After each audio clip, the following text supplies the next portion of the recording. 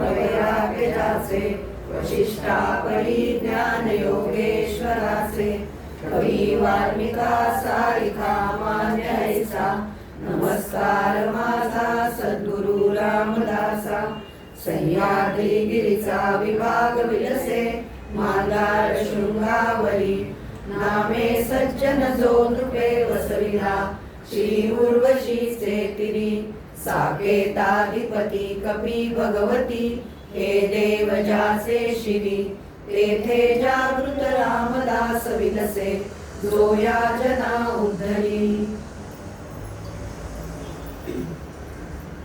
आज आपल्याला एक विषय पक्का करायचा आहे. विषय असा आहे की प्रत्येक वस्तूमध्ये, प्रत्येक व्यक्तीमध्ये किंवा प्रत्येक घटनेमध्ये ईश्वराचा हात असतो. आता मान्य आहे आपल्याला सगळ्यांना, हे नाही अशातला भाग नाही, पण सगळीकडे ईश्वराची सत्ता आहे. वस्तूमध्ये, व्यक्तीमध्ये, घटनेमध्ये. गेले 2-4 दिवस आपण ऐकतोय की जिथे जिथे विरोधी माणसाने तिकीट मागे घेतलं आणि मग किती लाख दिले याची चर्चा. लाखो रुपये दिले तेव्हा तरी आपलं तिकीट मागे घेतलं आणि बिनविरोध निवडून आले. डोंबिवलीला बिनविरोध बरेच आले म्हणे. आणि मग त्याचं कारण मी प्रत्येक ठिकाणी त्या ईश्वराची सत्ता आहे असं जर धरलं तर या ज्या अशा प्रकारच्या बातम्या येतात, मला त्यातलं खरे खोटं पण माहीत नसतं, ऐकलंय, माहिती कोणालाच नसते, तर या अशा गोष्टी काही कोणी कोणाला प्रत्यक्ष सांगून करत नाही. तर असं सगळं ऐकलं ना की असं वाटतं की या अशा प्रकारच्या बातम्या ऐकल्यापेक्षा या गोष्टीला जे काही समर्थ सांगतात आणि पुढे समर्थ असं म्हणतात की ज्या व्यक्तीला हे लक्षात येतं की इथे सगळीकडे ईश्वराची सत्ता आहे, प्रत्येक व्यक्ती असं का वागते, ही वस्तू अशी का आहे, ही वस्तू आपल्याला केव्हा मिळाली, अशी घटना का घडली, या सगळ्याच्या मागे ईश्वराची सत्ता आहे हे ज्याला कळलं तो ज्ञानी. आता इतकी चर्चा जेव्हा आपण वेगवेगळ्या विषयावर करतो किंवा नातेसंबंध आपले असतात त्याच्यासोबत आपण म्हणतो, आता एकदा हे विधान आपण पक्क मनाशी धरलं तर सगळं संपलंच ना. सगळ्या संशयाच्या गोष्टी, हा असा का वागला, तो असं का म्हणाला, हे काही राहणारच नाही. आणि मग ईश्वराची सत्ता असते म्हटलंय ना, तर त्या सत्ता शब्दाचा अर्थ पण या समासात समजून आपल्याला समजावून सांगणार आहे. सत हा धातू आहे त्याच्यामध्ये. सत म्हणजे असणं किंवा प्रकाशन आणि त्याच्यापासून सत्ता असा शब्द निघाला आहे. आपण सत्ता, राजकारण हे शब्द असे वापरून गुळगुळीत करून टाकले की आपल्याला त्याचा खरा जो काही अर्थ आहे तो आपल्याकडे येतच नाही. आता सत्ता म्हणजे असणं, प्रकाशन असं असेल तर आपण जो त्याच्या हाती सत्ता आलेला तो काय वाटेल तसं वागतो, म्हणजे जणू काही त्याला तो हातातच मिळतं. सत्ता मिळाली म्हणजे मी काय मला हवं तसं करेन, अशा प्रकारचंच आपण दृश्य पाहतो. प्रत्यक्षात आता सत या धातूपासून हा शब्द तयार झाला. त्यामुळे समासाच्या सुरुवातीला तुम्हा आम्हाला श्रोत्यांना समर्थ सांगणार आहे. खरं म्हणजे समर्थ या समासात श्रोत्यांनाच प्रार्थना करणार आहे. आपल्याला अगदी सगळ्यांना माहिती असणारी ओवी या समासात आहे बरं का. सामर्थ्य आहे, चळवळीचे, जो जो करील तयाचे, परंतु तेथे भगवंताचे अधिष्ठान पाहिजे. ही अगदी सुप्रसिद्ध जी ओवी आहे समर्थाची ती या समासामध्ये आहे. त्यामुळे ईश्वराचं अधिष्ठान असल्याखेरीज तुम्ही आम्ही काही करू शकत नाही, किंवा जे घडत आहे ते घडणारं कोणीतरी, घडवणारं कोणीतरी आहे, पण त्याला जी काही बुद्धी देणं आहे, त्याच्यातून हे करणं आहे, ही सगळी ईश्वराची सत्ता असते. त्याला जे जसं वाटतं तर तसं त्या त्या व्यक्तीकडून घडवतात. एकदा मान्य केलं आपण तर समर्थ श्रोत्यांनाच विनंती करतात, प्रार्थना करतात. ते म्हणतात की उदास होऊ नका, उगाच संशय व्यक्त करू नका, उगाच दुःख व्यक्त करू नका. काय होणार आहे नगरपालिकेत, होऊ दे, काय व्हायचं ते, काय चिंता करू नका. महानगरपालिकेचं उद्या रिझल्ट आज लागतील, काय होईल, काय व्हायचं ते होईल, त्याची जी सत्ता आहे सगळ्यावर, त्यामुळे त्याच्या सत्तेप्रमाणे घडेल असा विचार करा. आणि पुढे समर्थ म्हणतात, हे माझं तुम्हाला स्वानुभवाचं सांगणं आहे, मी उगाच काही हे सांगत नाही आहे, हा माझा स्वानुभव आहे, नीट तुम्ही ऐकून घ्या. त्यामुळे आजचा विषय अगदी आपल्याला पावलोपावली लागणारा, पटणारा, आपल्याला तसं अनुकरण करायला हवं असं असणार आहे. करू की नाही हा भाग नंतरचा, पण आपण तसं वागावं यासाठीचा तो आहे. आपण काय करतो, आपल्याला सुद्धा काही वेळा अनुभव येतात आणि तसं नाही, पण आपण अनुभवाप्रमाणे नाही वागत आणि म्हणून परत परत चुकतो ना. जर येणाऱ्या अनुभवाप्रमाणे वागलो तर मग बंद काही होणार नाही, परंतु तसं अनुभवाप्रमाणे पण वागत नाही आणि गडबड होते. त्यामुळे चांगलं काय, वाईट काय, सार काय, असार काय, हे जे शोधायचं आहे आणि त्याचा निवाडा करायचा आहे, त्याचा अनुभव जर आपण घेतला तर आपल्याला ते जमेल. दुसरं असं होतं की सभोवताली जे काही सगळं अगदी आपण सहज जे दिसतं आहे आपल्याला, त्याच्यात खूप गोंधळ असतो. आपण असं का वागतो याच्या मागचं आपलं पण बरोबरच आहे ना. समर्थ श्रोत्याला विनंती करण्यामागचं कारण काय आहे, ते समर्थाला माहिती आहे की श्रोत्यांच्या भोवती जे काही घडतं आहे, दिसतं आहे, तो सगळा गोंधळच आहे. म्हणजे कुणावर विश्वास ठेवायचा, किती ठेवायचा हे होत नाही. पण एवढं मात्र खरं आहे की जे काही गोंधळ आहे, जो काही अव्यवस्था आहे, जे काही आपल्याला दिसत आहे, त्या सगळ्या मागे सुद्धा त्या ईश्वराची सत्ता आहे असं आपण मानायचं की ठीक आहे जे काही आहे अव्यवस्था, त्या अव्यवस्थेमागे पक्का मनाशी हे करायचं. काही म्हणजे टेन्शन संपलो, जे काही घडत आहे त्याच्या मागे ईश्वराची सत्ता आहे असं सारखं आपण मनाला बजावलं तर संपलं. या पृथ्वीवरती जेवढी शरीर आहे, म्हणजे 84 लक्ष योनी जे काही जीव आहे, ती सगळी भगवंताची घरं आहेत. पृथ्वीमध्ये जेवढी शरीर आहे ती भगवंताची घरे असं स्पष्ट समर्थाने सांगितलं. आता असं जर आहे म्हणजे भगवंत त्या प्रत्येक जीवामध्ये निवास करतो आहे असं जर आपल्याला म्हटलं आहे, तर त्या योगाने तो जीव ईश्वर आतमध्ये आहे तर आणि सुख भोगतो आहे. आपल्याला उगाच असं वाटतं आहे अव्यवस्था आहे, अशी काही व्यवस्था नाही आहे. पण आपल्याला त्या ईश्वराचा मोठेपणा कळत नाही, म्हणून आपण असं सगळं अव्यवस्था आहे आणि सगळं गैरच चाललेलं आहे भोवताली असं आपण म्हणतो. पण प्रत्यक्ष ईश्वर या सगळ्या जगाचं रक्षण करतो आहे. ब्रह्मा विष्णू आपण म्हणजे पाहतो आहे की त्यांनी निर्मिती केली, तो पालन करतो आहे आणि तो हे सगळं चक्र चालवण्यासाठी नाश पण करतो आहे. अशी सगळी जी काही रचना आहे ती ईश्वराची रचना आहे. त्यात ईश्वराने या तिघांना जबाबदारीची कामं दिलेली आहे आणि ते सगळं करतात. अत्यंत ईश्वर कृपाळू आहे, काही त्याला दोष देण्याचं कारण नाही. हे समजण्यासाठी समर्थाने आपल्यासाठी सगळ्यात कृपाळू कोण तर आई. पुत्राचे सहस्रापराध माता काय म्हणे त्यांचा खेद व्यंकटेश स्तोत्रामध्ये म्हणतो आपण. तर पुत्र कितीही वाईट वागू दे, कितीही कसाही असू दे, तरी आई त्याच्याबद्दल वाईट नाहीच वागू शकत. पुत्र जे आहे तो माता न म्हणत, पुत्र जन्माला येऊ शकतो पण माता वाईट असूच शकत नाही. आणि म्हणून आईचं वात्सल्य जे आहे, आईचं जे कृपाळूपण आहे ते म्हणे आठवावं. ईश्वर किती कृपाळू आहे हे पटवून घ्यायला आईचं कृपाळूपण आठवावं. आता बोलता बोलता मग अशी आपण लगेच आई सगळ्यांना तीच आठवते. जे जे काही आपल्याला आपल्या पूर्वायुष्यामध्ये विशेष वाटलं ते आपण आई करायची होता, ते जे काही आहे सगळ्या व्यक्तीमध्ये असं आपल्याला दिसतं. त्यामुळे ईश्वर कसा तर आईच्या कृपेसारखा, आई जितकी कृपाळू तसा ईश्वर कृपाळू आहे. कितीतरी कवितांमध्ये आई सारखे दैव कसा या जगतावर लागला असे आपण लहानपण समजलं. किंवा स्वामी तिन्ही जगाचा आणि विनाधिकारी असं म्हणलं. माती हो बरोबर दैवताम, आईसारखं दुसरं दैवत नाही. अशा कितीतरी ठिकाणी आई संबंधी आई म्हणजे काय तर काही वासराची गाय आहे, लग्नाचा पाय आहे, अशा काय किती कवितेतून आपल्याला आईचं मोठेपण कळलेलं. म्हणजे जगातली प्रत्येक गोष्ट किंवा प्रत्येक वस्तूमध्ये ईश्वराचं सामर्थ्य कसं आहे तर ते आईसारखं आहे असं समर्थ आपल्याला सांगतात. आता ही जी काही ईश्वराची सगळ्यांच्यामध्ये असण्याची शक्ती आपल्याला सारखी सांगताय ती प्रत्येक जीवामध्येच आहे. तर जीवामध्ये असणारं जे चातुर्य आहे किंवा जीवामध्ये असणारं जी काही बुद्धी आहे, कौशल्य आहे, ते सगळं काय आहे तर ते ईश्वराची देणगी आहे. आपण पॉझिटिव्हच विचार करतोय त्यावेळी प्रत्येक जीवामध्ये असणारे जे गुण आहे, जिथे जिथे आपल्याला चांगलं चांगलं जे जे काही दिसतं ती सगळी त्याला अशा ईश्वराची देणगी आहे. जसं एखाद्याजवळ प्रतिभाशक्ती आहे, एखाद्याजवळ कला आहे, हे सगळं काय आहे ही त्याला अशा ईश्वराची देणगी आहे. आता त्यांनी त्याच्या स्वतःच्या कर्तृत्वाने प्रयत्नांनी ती डेव्हलप केलेली असते, पण मुळात जे काही आहे असं करावं असं वाटणं हे सुद्धा काही ती ईश्वराची देणगी आहे. हे आपण लक्षात घ्यायचं असं समर्थ सांगतात. खरं म्हणजे समासाचं नाव आहे आत्मनिरूपण आणि विषय सुरुवातीला कसा दिला आहे तर आपल्याला त्या आत्म्याकडे जाण्यासाठी प्रवास दिला आहे की आहे काय ईश्वराची देणगी आहे बरं का. हे सगळं ईश्वर आहे, सत्ता सगळी ईश्वराची आहे. ईश्वर कसा आहे, प्रेमळ आहे, वात्सल्यपूर्ण आहे, आईसारखा आहे.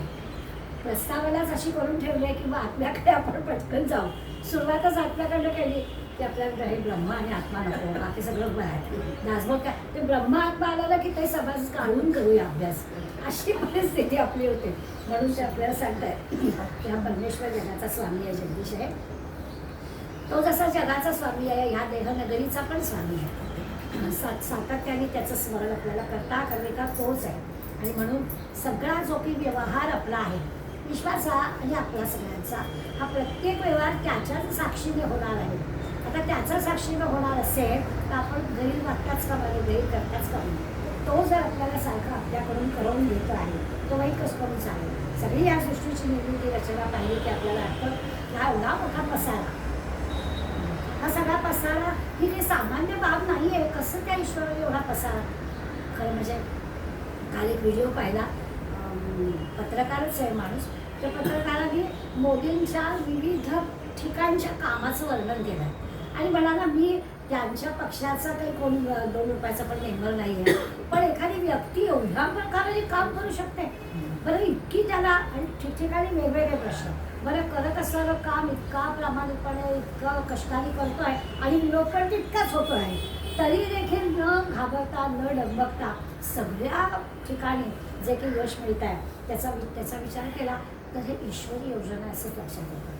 म्हणजे भली भली माणसंसुद्धा आपल्याला सांगतात की हा दुसरं नाहीच काय, ईश्वराच्याच योजनेप्रमाणे चालतं आहे असं दिसतं. एवढा मोठा पसारा व्यवहारामध्ये म्हणजे हे कसं असतं की एखादा राजा, आता राजा काय सगळी कामं करतो असं नाही, त्याचे जे खातेवाटप झालेलं असतं ते सगळे करतात. एखादा आपल्या घरात कार्य असतं, ती कार्य घरातली स्त्री काही सगळी कामं करत नाही, पण तिच्या अधिपत्याखाली हे झालं का तो मुलांचा नारायण कसा, ती सगळी कामं त्याला, तर तो कसा सगळी कामं, तो काही सगळं नाही पण त्याला सगळं माहिती होतं. अशा प्रकारचं प्रमुखत्व, तसा ईश्वर सगळीकडे प्रमुख आहे असं आपण लक्षात घ्यावं. प्रत्येक त्याच्या अधिपत्याखाली त्याच्याच योजनेनं या सगळ्या गोष्टी घडत असतात आणि त्यामुळे या सृष्टी निर्माण करताना खरं म्हणजे ईश्वराने चांगलं वाईट श्रेष्ठ कनिष्ठ काही पाहिलं नाही. तो सगळ्यांच्याच आहे, तो कशाला तुम्हाला एखाद्या कमी आणि एखाद्याला जास्त नाही, तर तसं काही कधी केलेलं नाही आहे. आता इथे आपल्याला पटकन समर्थांचा हा मुद्दा लक्षात गेला जरा जवळ जातो, मग एवढी वाईट माणसं का हो जेव्हा समाजामध्ये केली आहे, चांगली पण दिसतात आणि वाईट पण दिसतात. आणि ते तर आपल्याला सांगतात की सृष्टी निर्माण करताना जे काही जीव जन्माला आले त्या सगळ्यामध्ये श्रेष्ठ कनिष्ठ चांगलं वाईट असं भगवंताने केलेलं नाही. आता जर या वाक्याचा आपण अर्थ लावायचा प्रयत्न केला तर आपण म्हणतो हो दुप्त्यावरचं ते बाळ निरागस असतं, ते सगळी चांगलीच असतात. मग ते बाळ त्या रस्त्यावरच्या त्या याच्यामध्ये असू दे किंवा आपल्या घरातलं असू दे, सगळी बाळं जे ती निरागसच आहे, त्याला काहीच नाही आहे. तर ईश्वराने निर्मिती करताना कनिष्ठ श्रेष्ठ चांगलं वाईट असं काहीही केलं नाही.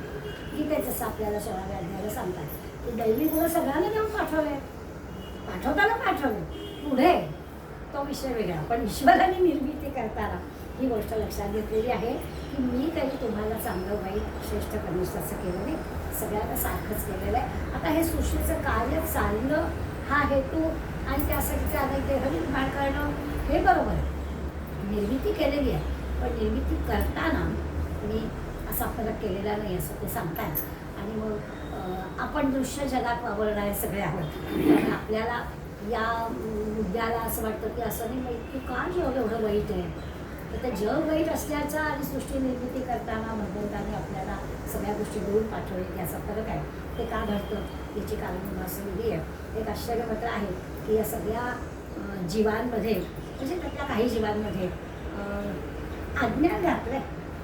म्हणजे सुरुवात जन्मतः जसं श्रेष्ठ कनिष्ठता नाही, चांगलं वाईट नाही, पण ज्ञानी करूनच ते पाठवलं. जसं ज्ञानेश्वर माऊलींबद्दल आपण म्हणतो ते आले तेच घेऊन आले, सगळं ज्ञान घेऊनच आलं, तसं काही प्रत्येक जीवाचं ज्ञान घेऊनच पाठवलं असं नाही झालं. मग अनेक जन्माला ते घ्यायलाच लागले नसते, ज्ञान पण घेऊनच पाठवलं असतं तर प्रश्नच नव्हता. त्यामुळे हे मात्र थोडं गूढ आहे. ज्याला आत्मज्ञान आपण म्हणतोय, ज्ञान म्हणतोय किंवा जीव आणि भगवंत भक्त आणि भगवंत एकच आहे असं म्हणतोय, हे ज्ञान जे आहे ते मात्र जन्मतः नाही, सृष्टी निर्माण केली त्या प्रत्येकाला नाही दिलेलं. त्यामुळे ही जी काही माणसाची सुद्धा बुद्धी, ती बुद्धीसुद्धा थोडी विचारात घेतली तर आपल्याला वाटतं की हे सगळं असं थोडं विस्मयचकित आश्चर्यचकित वाटणार आहे की ते नंतर ते सगळं निरनिराळ्या आपण कुठल्या वातावरणात असतो, कुठल्या प्रकारच्या संस्कार आपल्याला होतात त्याच्यावर गोष्टी अवलंबून आहेत. पण जग निर्माण करताना भगवंताने आपल्याला सगळं सारखं देऊन पाठवलं आहे असं मात्र आहे. आणि बाकी रचना एवढी गूढ रहस्यमय झाली. आता आपल्याला काय करता येईल तर या जगात घडणाऱ्या सगळ्या घटनांच्या एकदा ईश्वर असं सगळं आपण मान्य केलं तर त्या भगवंताचं अनुसंधान ठेवलं, एवढंच आपल्याला येईल. मग आपण अनुसंधान ठेवायचं म्हणजे काय करायचं? आता सगळं ईश्वरी सत्तेनं चालतंय असं जर आपल्याला पक्क कळलंय, तर मग घडत असणाऱ्या प्रत्येक गोष्टीबद्दल आपण जराही दुःख करायचं कारणच नाही. ईश्वराच्या सत्तेने घडलंय असा जर विचार आपल्याला करता आला, म्हणजे ते अनुसंधान ठेवता आलं, तर मग आपण जिंकलो. आता आपण आपल्याकडे वळला. अनुसंधान ठेवायचं म्हणजे काय? तर त्या तो ईश्वर सगळं घडवतो आहे. माझ्याकडे विवेकानंद म्हणायचे, भाषणाला उभे राहिले की आता आम्ही जसं रोज वाचून ठेवायचं, म्हणजे आपल्याला काय बोलायचं त्याची तयारी करायची. अशी तयारी स्वामीजीची भाषणाची कधीच करत नव्हते. स्वामीजी म्हणायचे, मी नाहीच बोलत, माझे सद्गुरू रामकृष्ण माझ्याकडून बोलवतात, बोलविता घरी वेगळाचे. असं जरा सगळ्याचं कारण काय? इतकं अनुसंधान आहे की मी नुसता इथे आहे उपस्थित, पण मी बोलतच आहे, काय माझ्याकडून बोलवलं जातं. आता हे विवेकानंदाच्या ते 100% गोष्ट खरी होती. कारण खरोखरच आहे, इतक्या सगळ्या अनंत अडचणीमध्ये ते शिकागोला गेले कसे, आणि तिथे ते भाषण केलं कसं, वगैरे वगैरे.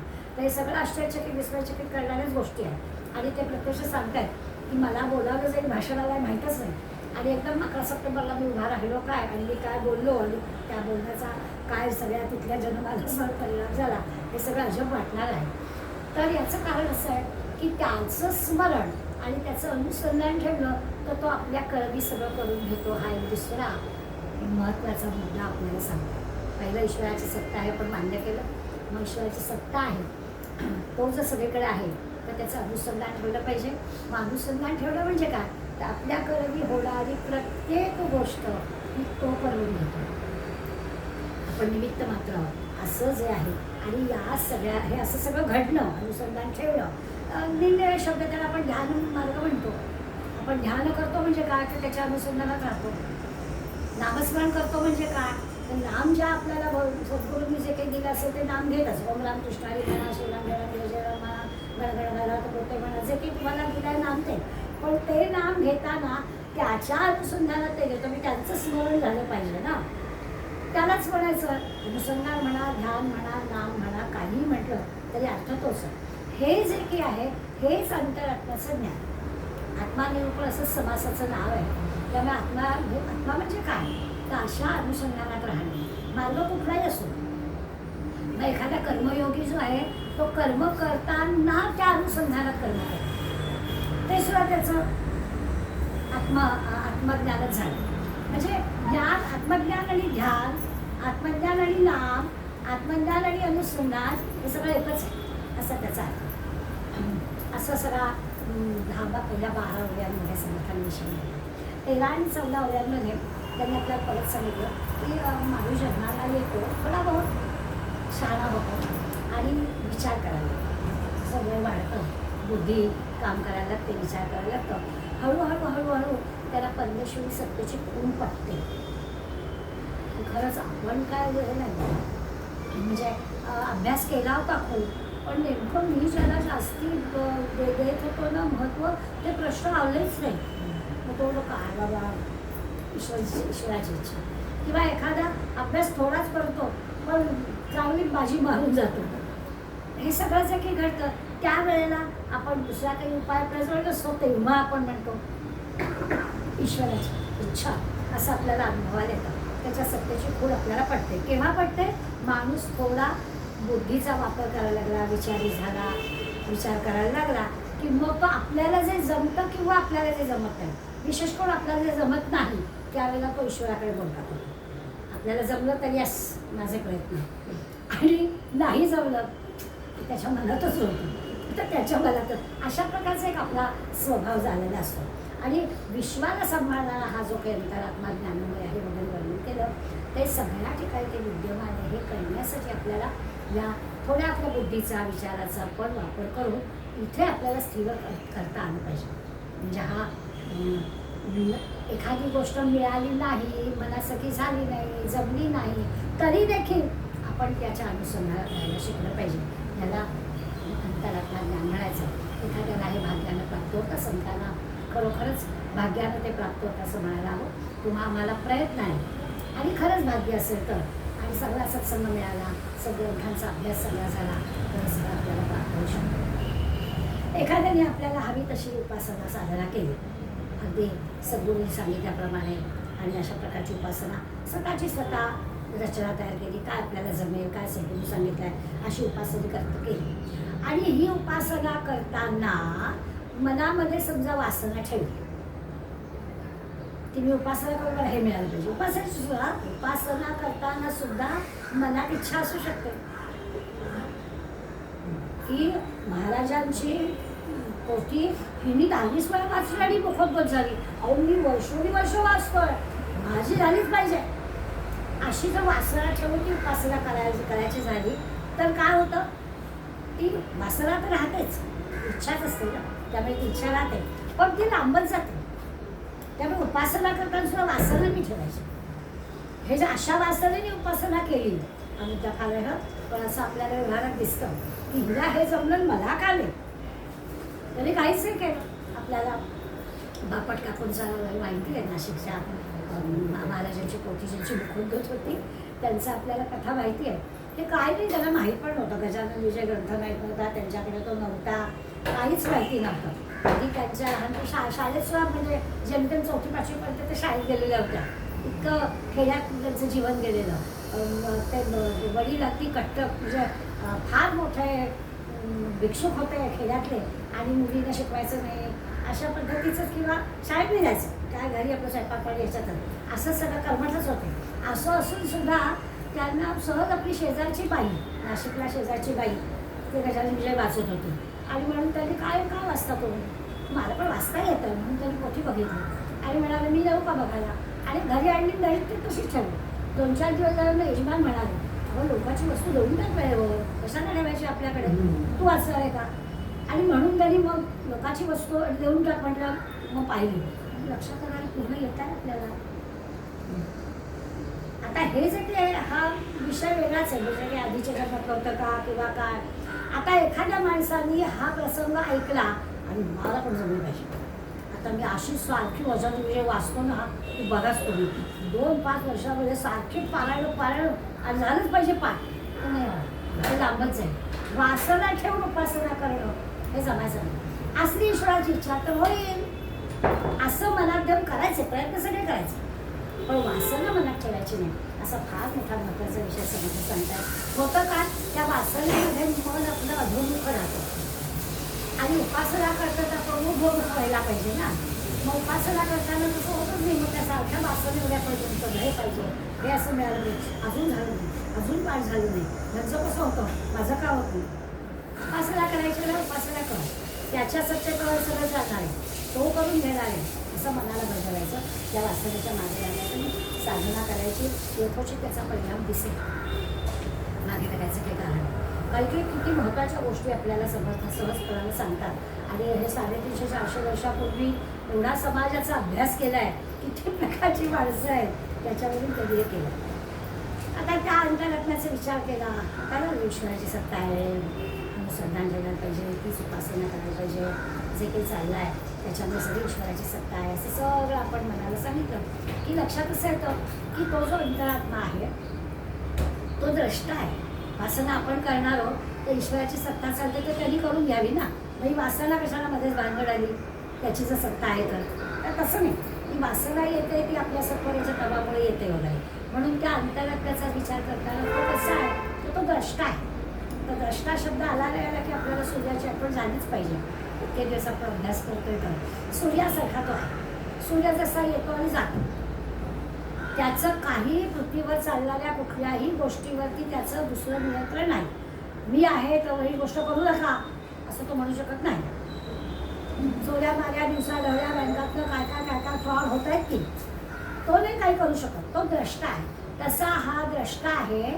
तुम्ही काय चांगलं वाईट करता ते तो पाहतो पण तो थांबत नाही.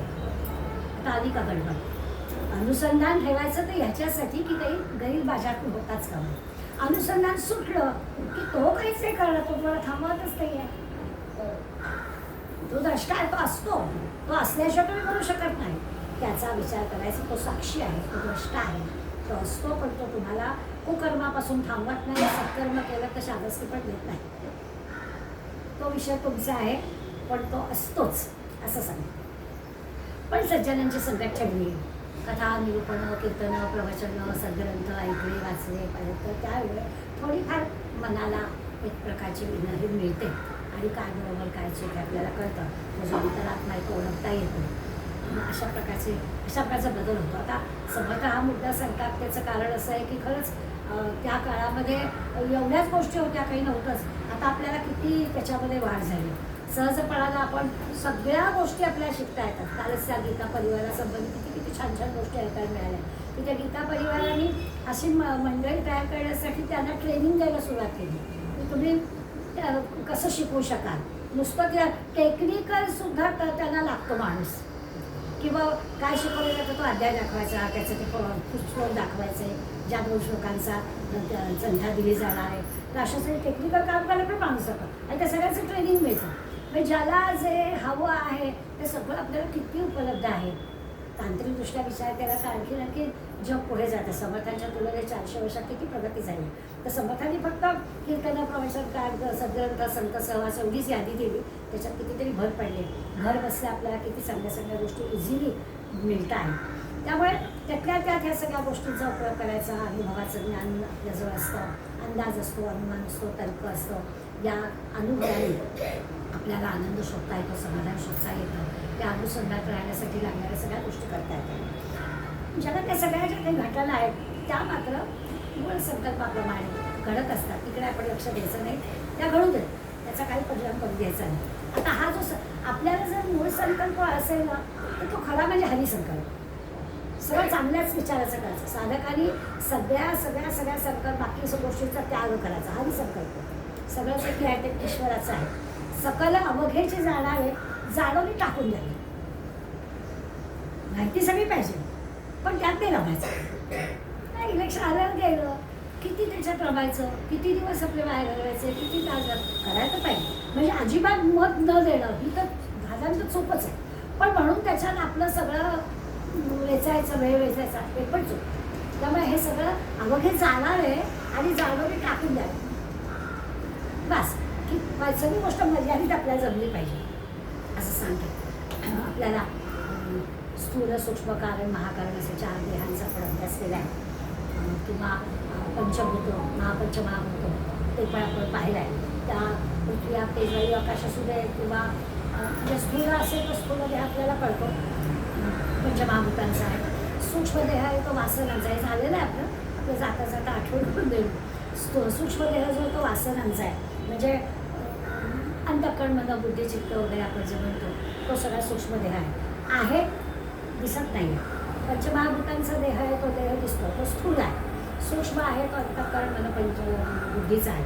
आणि अज्ञानाला जे नाव देतात ते कारण देह म्हणतात. अज्ञानाचं देह म्हणजे काय, हे जे वासनेचं म्हटलं, वासनेला काय कारण होतं ते आपलं अज्ञान असतं, त्याला कारण देह म्हणतात. आणि महाकारण जो आहे तो आत्मज्ञानाचा आहे. जर महाकारण आत्मज्ञान झालं आहे किंवा या वासनेवरती मात करून जो पुढे गेलेला आहे तो महाकारण देह, तो आत्मज्ञानाला आहे. आता इथे सगळं जे की आधीच्या गोष्टी आहेत, म्हणजे स्थूल देहाचा पण निराश करायला हवा, सूक्ष्म देहाचा पण करायला हवा, अज्ञानाचा पण कारण देहाचा पण निराश करायला हवा, तेव्हा त्या आत्मज्ञानाकडे आपल्याला जाता येईल. जो आपला समासाचा विषय आत्मज्ञानाचा, याच्यासाठी स्टेप बाय स्टेप जायचं. बरोबर आहे, सत्ता याची आहे, सत्ता ईश्वराची आहे, मग त्याचं अनुसंधान ठेवायला हवं. जन्मता आपल्याला सगळं मिळालेलं आहे, मग ती वासना संपली पाहिजे, उपासना अशीच केली पाहिजे. आणि मग त्या ईश्वराच्या साठी आपल्याला काय केलं पाहिजे, तर त्या महाकारण देह म्हणजे आत्मा जो द्रष्टा आणि साक्षी आहे त्याच्यापर्यंत पोचायचं असेल तर या आधीच्या स्थूल सूक्ष्म आणि कारण देहाचा निराश करता आला पाहिजे. दुसरं असं की काही जे संकल्प असतात, आता संकल्प चांगले असावेतच, प्रश्नच नाही, पण काही संकल्प असे असतात की आपल्या म्हणजे आपण म्हणतो ना की अरे आपली कुवत पाहून काहीतरी संकल्प करावा. 5 वेळा म्हटलं विष्णू सहस्त्र म्हणून मी पण म्हणणार 5 नाही जमणार, तिला जमलं पण मला नाही जमणार. 5 वेळा एकदा जी केली व्हायचं रात्री किती वेळा गादीवर आलो की उठते बोलते, असली परिस्थिती आहे, तर मी तिने केलं पण मी पण करेन. आता असे संकल्प करणं आपली कुवत बघावी. म्हणून समर्थ तर सांगा की संकल्पांचा त्यागच करावा. म्हणजे काय करावं की ती मूळ माया जी आहे त्या मूळ मायेतून हे सगळं निर्माण झालेलं आहे ना. तर त्याच्यात आपल्याला अडकायला होतं.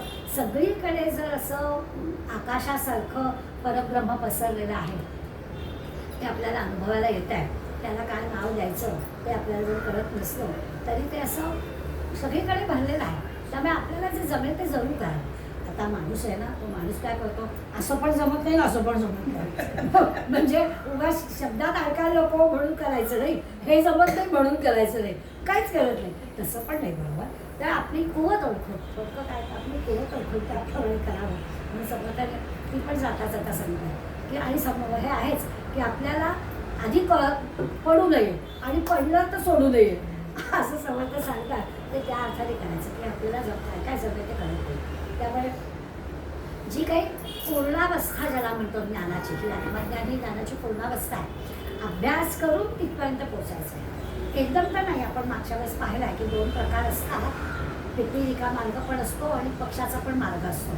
तर सगळ्यांना तो की पक्षाचा मार्ग जमेल असं नाही. पटकन उड्डाण करावं आणि फळ भोगावं असं सगळ्यांना जमणार नाही. मुंगी सारखं लावून जाऊन सुद्धा जमेल. पण दोन्ही मार्ग ज्याला जे जमेल त्याप्रमाणे त्यांनी करावं.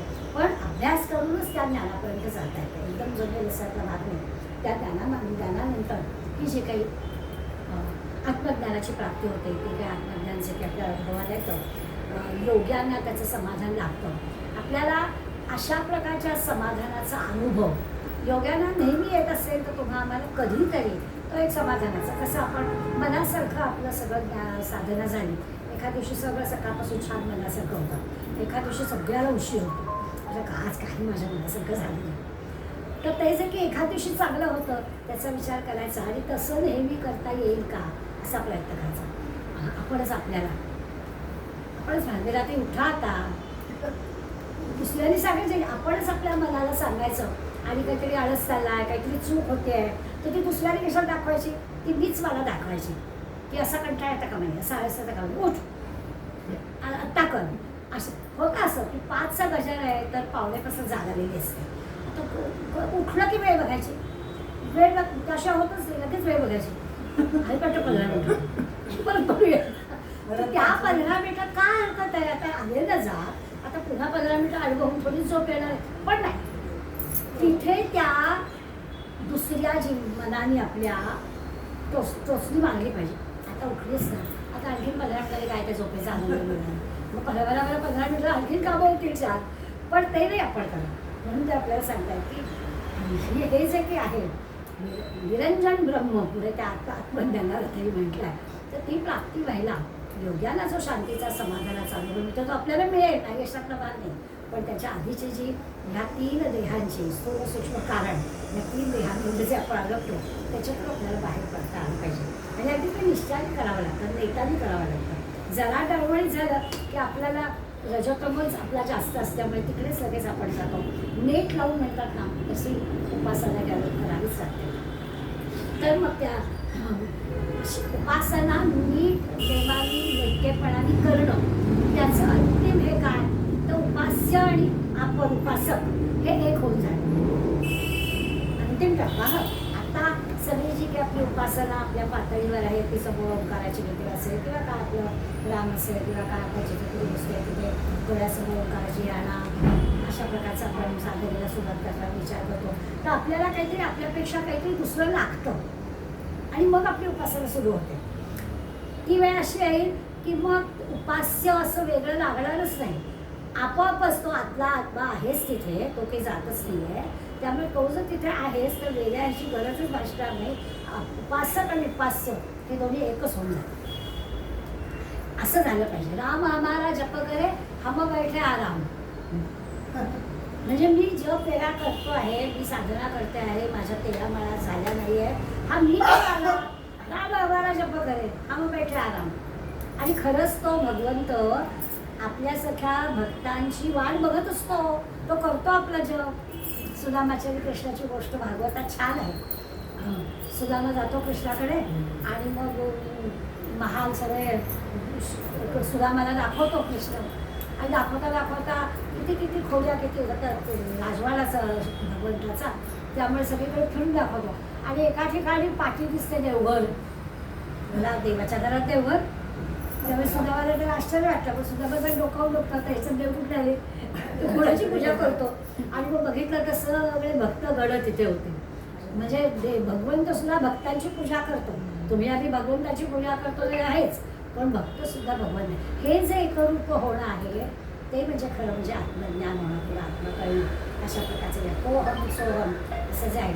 किंवा देव पाहायला गेलो देवचे होऊन ठेवले असं जे काही म्हटलं जातं. आपण भक्तीचा 4था दशक जेव्हा शिकलो ना तेव्हा खूप मोठी व्यवसाय काकांनी प्रस्तावना दिली. या 9वीला भक्ती म्हणजे नेमकं काय, त्याच्यामुळे त्यांनी अंतिम काय करता हे आपल्याला जमलं पाहिजे. देव पाहायला गेलो देवची होऊन ठेवलं असं झालं पाहिजे. आपण ह्या सगळ्या वाक्यांचे आपल्याला अर्थ कळले पाहिजे. एकीकडे म्हणतात संत झाल्याशिवाय संत पण कळत नाही. आता संत कसं होणार, ते संत होण्यासाठी हे सगळं व्हायला हवं ना. ते झालं की मग संत म्हणजे काय कळतं. पण त्याच्यासाठी लागणारी ही जी काही साधना उपासना आणि हा दुसरा मार्ग आहे त्या मार्गाने आपल्याला जायला लागतं. शेवटचा टप्पा उपासक आणि उपास्य हे विलीन होणं आहे. ज्या देहात आत्तापर्यंत उपासक होता म्हणजे उपासक म्हणून हे जे काही देह आहे हा या देहाचा विचार न करता उपास्य ते दैवत म्हणजे मी असं होऊन जाणं असं जमलं पाहिजे. त्याला उपास्य असं म्हणतात. आता हे जे सगळं चाललेलं आहे हे अनेकांनी केलेलं आहे की असं नाही आहे की न जमणारी गोष्ट समर्थ सांगतच नाहीत आपल्याला. त्यामुळे ते म्हणाले हे न जमायला काय झालं. प्रत्येक सतत जगामध्ये अशा गोष्टी चालू आहेत. प्रत्येक घटनेचा कर्ता जर ईश्वर आहे तर याही घटनेचा कर्ता ईश्वरच आहे. उपासक आणि उपास्य हे असं एकरूप होऊन जाणं, भक्त भगवंताची एकरूपता होणं ही सुद्धा ईश्वराचीच सत्ता आहे. तोच गाई करून पण त्यांनी सांगितलेल्या मार्गाने जायला हवं. मार्ग मी म्हणतो तसा आणि करपत्र हे असं कसं चालेल. जाणार मी माझ्या रस्त्याने आणि मला पोचायचं आहे दिल्लीला तर दिल्ली पोचायचं दिल्लीच्या मार्गाने जा ना. तर ते कसं आहे की तो त्या मार्गाने त्यांनी सांगितलेल्या मार्गाने ते आपल्याला जायला पाहिजे. जंगलामध्ये जसं जंगली प्राण्यांची सत्ता असते तसं पाण्यामध्ये जशी जलचरांची सत्ता असते तशी तुमच्या आमच्या सगळ्यांमध्ये या पृथ्वीवर खरं म्हणजे राजाची सत्ता असते. आता आपण खरं राजा आणि प्रजा आपला राजा म्हणूया. आत्ताच्या लोकांची सत्ता सगळं सत्ता उपासू आहे त्यामुळे आत्ता विचार नाही करायचा. पण पृथ्वीवरती राजाची सत्ता चालते. असं जर आपण विचार केला तर या विश्वावर परमेश्वराची सत्ता चालते. थोड्याफार प्रमाणात आजही आपण असंच म्हणतो की शेवटी त्यांच्या हातात सत्ता आहे ते काय करतील ते आणि आपल्याला करावंच लागतं. काल कितीतरी जणांनी आपल्याला सांगितलं अहो 4 फेऱ्या घातल्या अहो नावच नाही. लोकसभेला विधानसभेला होतं. आता हे नावच नाही याच्यामध्ये आपण तक्रार करणं ही कशी चुकीची गोष्ट आहे. आपल्याला 2 महिने आधी दिलं त्याने मग आम्ही 2 महिने त्या साईटवर गेलो का, आम्ही आमचं नाव आहे पाहिलं का, नंबर लक्षात घेतला का, नसेल तर गेलो का. आम्ही काहीच करायचं. जागरूक नागरिक या नात्याने ज्या गोष्टी करायला हव्या त्या आम्ही ते केलोच आहे. आणि ऐत्या वेळेला तिथे जाऊन तुमचं नाव नाही म्हणून कंप्लेंट केली तर कसं चाललं. आपल्याला चांगलं आहे. तर अशा जशा त्यांच्या बाजूने आणि आपल्या बाजूने आपण या गोष्टी ऐकतो वगैरे. पण ती जी काही सत्ता शेवटी त्यांची आहे. त्यांनी सांगितलं नाही देता येणार मग तर नाही यायला लागलं परत अशी सत्ता असते. पण समर्थ सांगतात ह्या अशा सगळ्या ज्या व्यावहारिक सत्ता जशा आपण मान्य करतो ती त्यांची सत्ता आहे. घरामध्ये आपल्याला अगं तुझी सत्ता आहे तू काय म्हणशील मला रोग ऐकायला काय खातं तुम्ही साधं काही विचार आज भाजी काय करू सत्ता आपली आहे करा काही पण तर तसं वेगळं. पण अशा सगळ्या सत्ता जशा प्रत्येकाच्या असतात तसं सगळ्या विश्वावर ईश्वराची सत्ता आहे असं आपण लक्षात घेतलं पाहिजे. तर सारखं समर्थ आपल्याला यांच्या माध्यमातून सांगतात. असं आहे की कर्मामध्ये सामर्थ्य आहे. जो करीला तयांचे आपण सामर्थ्य आहे चळवळीचे जो करीला तयांचे तर त्या कर्मामध्ये सामर्थ्य आहेच. पण त्या कर्मामध्ये असणाऱ्या सामर्थ्याला ईश्वराचे बळ पाहिजे. माझ्याकडे संघवाली मंडळी बरीच येतात. मी लहान जन्मापासून संघाच्या घरात लहानची मोठी झाली. पण माझा सुसंवाद म्हणूया हा संघवाल्याशी होतो. मी त्याला सांगते की तुम्ही देशाचं काम खूप करताय खूपच काय तुमच्या इतकं संबंध विश्वामध्ये एवढी मोठी संघटनाच नाही त्याबद्दल अगदी अत्यंत आदर आहे. पण सामर्थ्य आहे चळवळीचे जो कधी तयांचे आधीच उभी आहे. परंतु तेथे ईश्वराचे अधिष्ठान असावे ते ईश्वराचं अधिष्ठान थोडं कमी पडतं. म्हणजे बाबाराव भिडे एकदा म्हणाले ते वकील होते खूप लोक बसले होते त्यांच्या ऑफिसमध्ये आणि ते तर कोर्टात चालले ते महत्त्वाची केस त्या दिवशी होते आणि त्यांनी चटकन देवाला नमस्कार केला. लोक काय टपलेलीच असतात. लोक बाबाला आज काय विशेष देवाला नमस्कार असला तर आपल्याला त्याला सांगून जातो. ते इतपतच देवा हे तर म्हटलं सगळी सत्ता त्याच्या हातात. मग जर त्याच्या हातात सगळी सत्ता आहे तर हो ना नटत असतं. घे ना ईश्वराचं अधिष्ठान मान्य करून, पण ते आम्ही घेत नाही. आम्हाला वाटतं आमचं कर्तव्य, आमचं कार्य महत्त्वाचं. त्यामुळे सामर्थ्याचे वेळेचे जो जो करीला तयाचे हे तर अगदी 100% आहे. प्रयत्नाशिवाय परमेश्वर मिळतच नाही. नुसता भगवंताची सत्ता चालते, मी हातावर हात ठेवून बसणार असेल तर काहीच होणार नाही. समर्थ बघून देते उद्या मला काय बोलायचं ते, असं म्हणून मी काही वाचलंच नाही, आता बोलूच शकणार नाही तुमच्यासमोर. मला अभ्यास केलाच पाहिजे, मला ते काम केलंच पाहिजे. त्यामुळे हे तर 100% खरं आहे की कर्म करायलाच हवं, अगदी प्रामाणिकपणे करायला हवं, कठोरपणे करायला हवं, प्रयत्नांची पराकाष्ठा करायला हवी, हे तर नक्कीच आहे. पण हे सगळं करताना सुद्धा त्याचं अनुसंधान, त्याची शक्ती म्हणून मनोभावे त्याला नमस्कार करायचा. आणि आता माझे प्रयत्न केले, ते प्रयत्न योग्य वेळेला योग्य ठिकाणी स्मरण देणं हे सगळं तो करतो. अशा प्रकारची निष्ठा आपण कायम ठेवली तर समजा आपल्याला त्याला सांगतात की कर्म तर करायचंच आहे, पण ते कर्म करताना त्या कर्माचं जे सामर्थ्य योग्य वेळेला वापरायला हवं, पण त्याच्यासाठी ईश्वराचं अनुसंधान असायला हवं. बरीच मंडळी कर्म करतात पण त्या ईश्वर न मानणारी असतात, त्यांच्यामुळे त्या कर्माला तेवढा जोर मिळत नाही, जोड मिळत नाही त्याची, असं वाटतं. म्हणून आपल्याला सांगतात करता भगवान ते आपण मान्य करायला हवं, त्याच्या सत्तेने सगळं चालतं. आता भगवंताचं अधिष्ठान मान्य करणारा जो माणूस आहे, ज्याची भगवंतावर अत्यंत निष्ठा आहे, तो कर्म तर सगळं करतोच, त्याची निष्ठा पण ईश्वरावर आहे. आणि त्यामुळे तो सगळं कर्म करत असताना आणि त्याची ईश्वरावर निष्ठा असताना तो अलिप्तपणानं कर्म करतो. त्या कर्माचं कर्तेपण किंवा अहंकार त्याला येत नाही. दोन्ही गोष्टी त्या भगवंताच्या अधिष्ठानाची आवश्यकता आहे. म्हणजे आपल्या कर्माचं 100% आपल्याला यश मिळण्यासाठी भगवंताचं अधिष्ठान हवंच, पण भगवंताचं अधिष्ठान ठेवून कर्म केलं की त्या कर्माचा जो अहंकार नकळत येतो तो पण येत नाही. दोन्ही दृष्टीने त्या भगवंताच्या अधिष्ठानाची आवश्यकता आहे असं समर्थ सांगतात. नाहीतर जो करणारा आहे त्याला त्याचा अहंकार येणारच.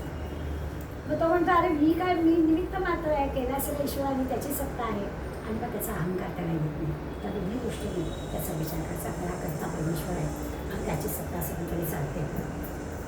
निरनिराळ्या लोकांकडून निरनिराळी चांगली चांगली कामं तो करून घेतो आणि मग आपल्याकडे प्रत्येकाच्या हातून जे जे काही कर्म घडत आहे ते सगळं त्याच्या सत्तेने चालतं. मग त्या जाणत्याला, त्या करणाऱ्याला ह्या अहंकाराची बाधा होत नाही. भगवंत जसं दाता आहे ना, तसं विचार केला तर तो मोठा पण आहे.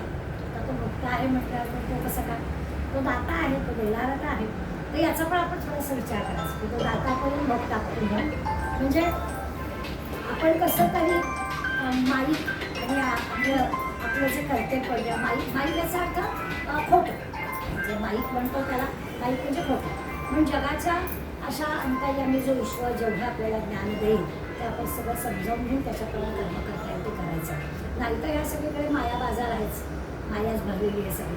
त्यामुळे त्याच्यातून आपण आपल्या पद्धतीनं पवित्र राहून ईश्वरचे जे आता सांगतो तसं करावं. सगळं कर्तृत्व मात्र भगवंताचे मान्य करावं. एक दोन आपण उदाहरणं घेतली तर आपल्याला काय अध्यात्मामध्ये ह्या अहमच्या विसर्जनाला फार महत्त्व आहे.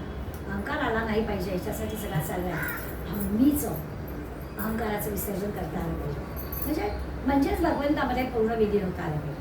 आता जे आपण भक्त भगवंत म्हणतोय एकरूप होणं, याचा अर्थच मला स्वतःला एक बाजूला करता आलं पाहिजे, अहम बाजूला करता आला पाहिजे.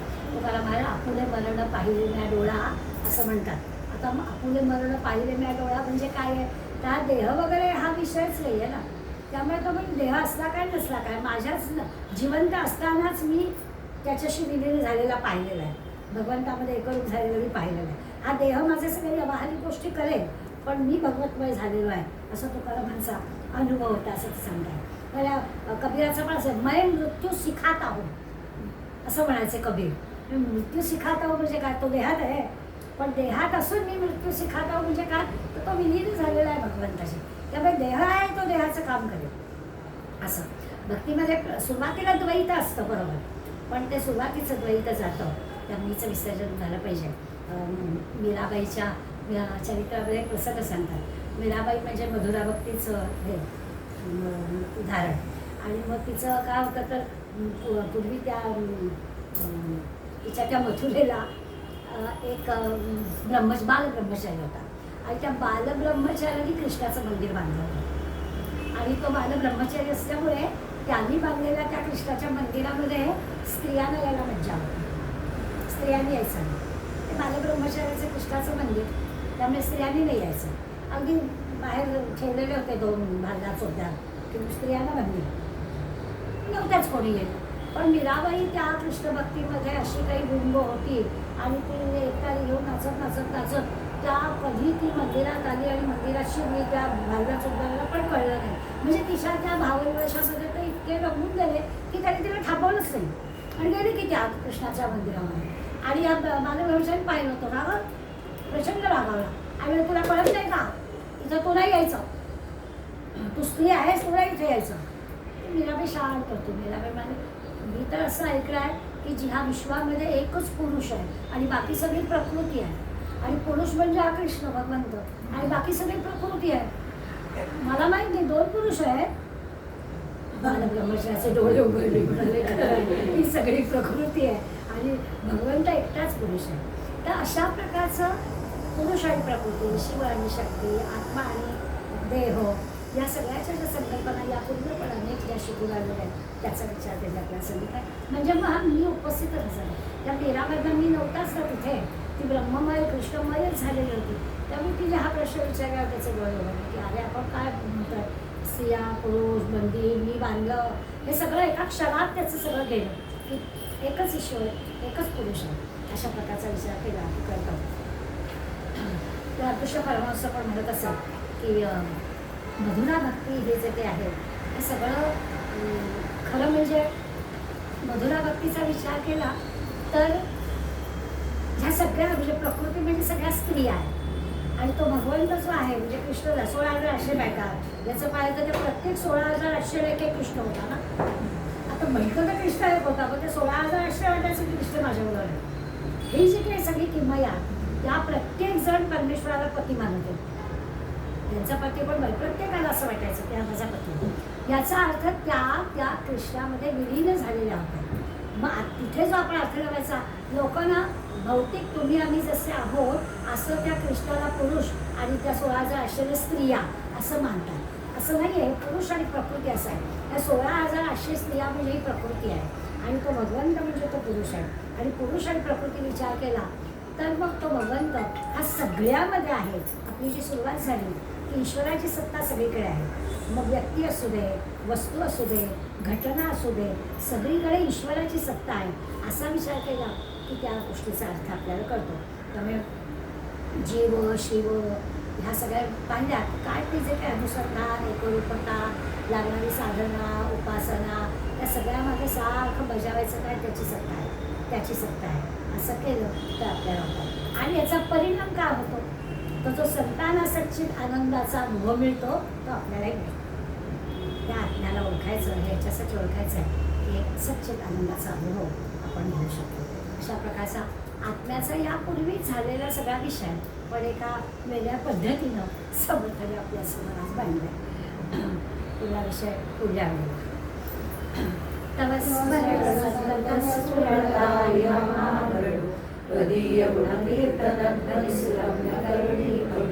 स्वदेश हितरक्षणा विण तुझी कथा नावडो तुझ्या सगळ्या तनु देश काली पडो. जय जय रघुवीर